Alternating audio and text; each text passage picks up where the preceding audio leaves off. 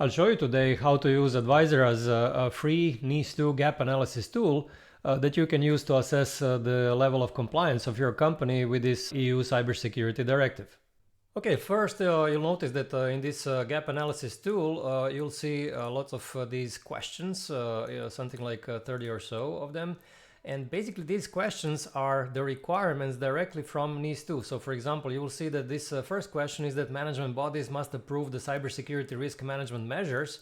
And actually when you go to the Article 20 of NIS2, you will see that there is this exact requirement. Management bodies of essentially important entities must improve the cybersecurity risk management measures. So the point is that each and every requirement from NIS2 is listed specifically in this gap analysis. Then you'll notice that you have these 5 options that you can answer, and basically these are the levels of your compliance with a particular requirement. And here you up in the beginning you have this legend which actually explains you what each of these levels mean. So for example, not implemented means no process or activity implemented, or little or no evidence of any systematic achievement.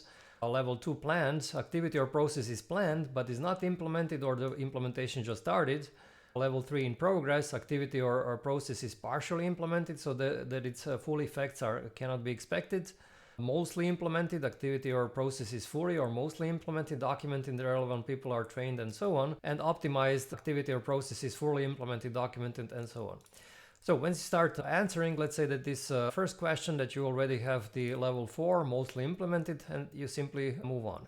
Management bodies must oversee the implementation of cybersecurity risk management measures. So let's say that here you are, let's say, at level 5, which is already optimized. And then members of the management bodies are required to follow training and so on. Let's say this is not really done. This is something that is only planned, so you select the 2.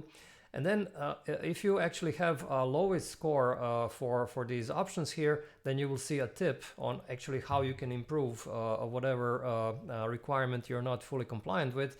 In this case, the software suggests you use the following document to comply with this requirement, and this is the training and awareness plan.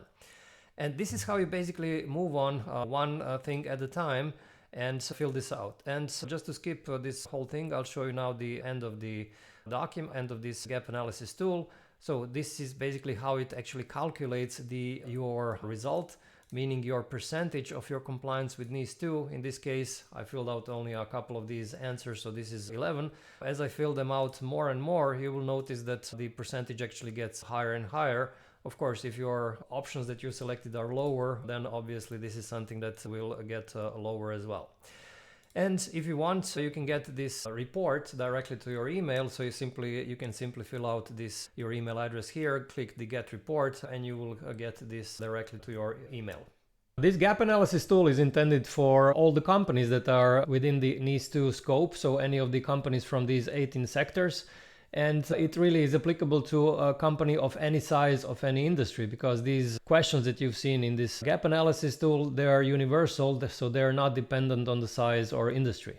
And you can use this tool before you actually start your NIS2 implementation project, just to assess how far are you from being fully compliant and what exactly you need to focus on so that you do not duplicate some steps in your implementation. And you can find this tool on Advisera's website by clicking Free Resources and then Templates and Tools, and finally NIS2, or simply by clicking the link in the description below. Hope this was helpful, and if you like this video, please give it a thumbs up. And you can also subscribe to my YouTube channel not to miss any of my new videos on cybersecurity compliance. Thanks for watching.